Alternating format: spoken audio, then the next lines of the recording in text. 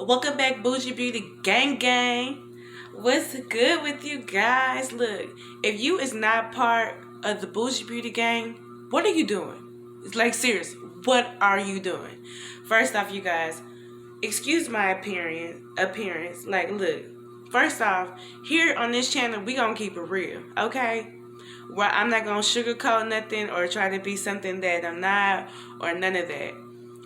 I didn't feel like want to get all cute and all fancy schmancy. I just feel like I want to put this video out for you guys because the good Lord has put it on my heart to talk about my testimony and just share some different parts of my life with you guys on how I came to know God.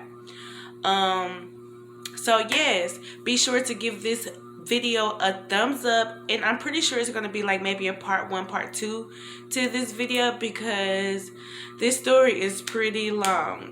Okay, so go ahead, grab you some chips, some tea, but it's very interesting. Okay, it's very interesting. If you could tell by the title. Yeah, your girl done been through some stuff, but I like to call it a blessing in disguise. Because if that would have never happened to me, it literally changed the whole course of my life and the path and the road that I was going down in my younger days. I'm 29 now, so this literally was 11 years ago. So yeah, I had just graduated from high school, but yeah, but I'm gonna jump into that part. But you guys, before we start, please give this video a thumbs up. And hit the subscribe button if you are not already a part of the Bougie Beauty Gang. Because let me tell you something, y'all. The times that we living in, I need to be able to do something different. You know what I'm saying? So let's get these subscribers up first off. And thank you guys so much for watching my channel. Okay, you guys. So I'm just gonna jump right into this video. This was back in 2011. You know when you're like, whenever you're young and you're dumb and you're so in love, and I tell you, a guy can tell you, like, you know, especially it's your first love, it's nothing like your first love. I tell you, you guys, because this guy could tell me that the sky was purple outside. Now, we know this sky is not purple, you guys. But you be so in love with somebody that you just want to believe them, you know? You want to believe everything that they say, you know? And then you go outside and you be like, okay, the sky does look a little purple today, babe. Yeah, I see a little tinge of purple. But you know, doggone well, you don't see no tinge of purple, girl. You just a fool in love. So I want to get into the whole gist of things of how I came to know God. And like I said, this was a blessing in disguise for me. During this time, I was 18 and I had just moved out, got my own place, my own car. I thought I was doing something, you know. Thought I was doing something, couldn't tell me nothing, you know. And he moved here with me. He was 27 at the time. So he literally was like maybe around my age. That's just like me dating like a little 18-year-old. Like now my mindset now, I'd be like, you know? Like I just couldn't do it. Like, I don't know.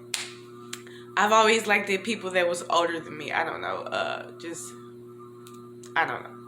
And you know, women, we mature quicker, but anyway, I'm getting off. I'm really getting off topic.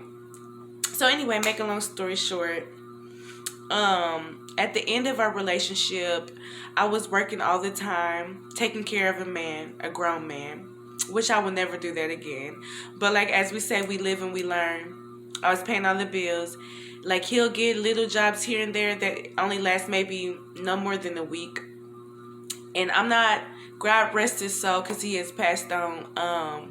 And I will always love him because, you know, he was a part of my life. And if God wouldn't have brought him in my life, then, you know, none of this would have transpired to me of, you know, what happened. So count your blessings, you guys, because regardless of anything, nothing is by mistake. I honestly believe that every person you come across in life, every person that you meet is for a higher purpose.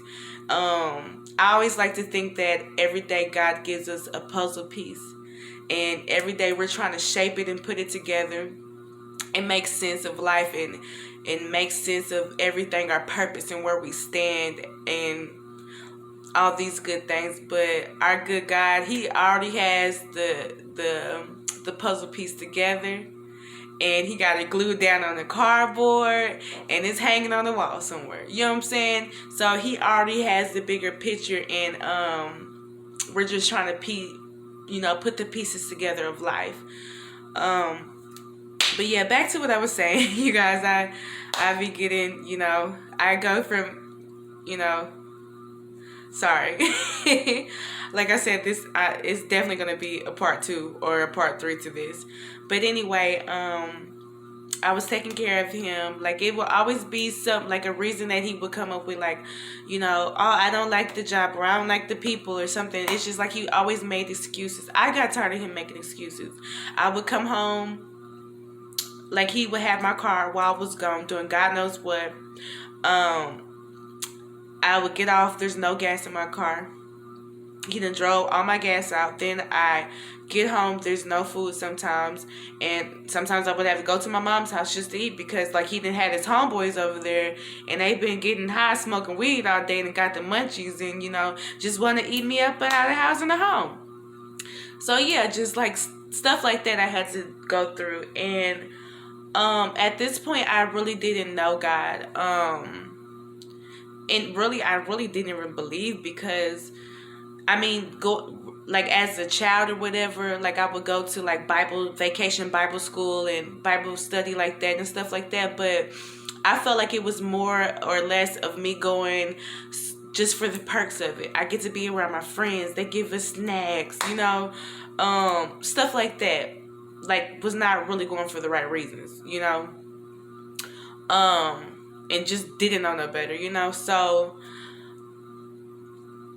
as I got older, a little bit older, I always, knew of God, but I didn't know him. And I had got to the point where I didn't even feel like he was real, to be honest.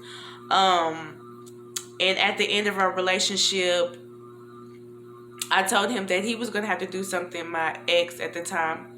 And I was like, you got to do something, because I'm tired. I can't do this anymore. I'm tired of taking care of you, do this or that. You need to do something. And we had gotten into a really, really bad heated argument. That night I went outside. It was like a bench in front of my apartment complex, and I was just crying because I was so upset. I was so frustrated. And it was my first relationship too. And like, I just didn't know. I knew in my heart that he wasn't the one for me, because a lot of times, I would wake up. I didn't even know I was depressed. Like, I would wake up and I'd be like, what is the purpose of life? Like, what is the purpose? Like, I just felt like I was doing the same thing over and over, and it's not getting me nowhere. So it just made me sad. So that night I just finally prayed to God. I said, God, if you're there, and I'm looking up to the heavens, and it was so beautiful, because it seemed like I seen all the beautiful stars, and I'm just looking up to heavens. And I prayed this prayer. I said, God, if you're real, please help me to get out this situation that I am in. Because I don't know how to. Because I knew within my heart that, this situation wasn't going to work, but I wasn't strong enough to be like, okay, look, it's over, because I didn't want to break no one's heart. I didn't want to, I was too much focused about his feelings when I should have been worried about mine. But God did that already. He got me out that situation, literally. So make a long story short, I had that conversation with him. We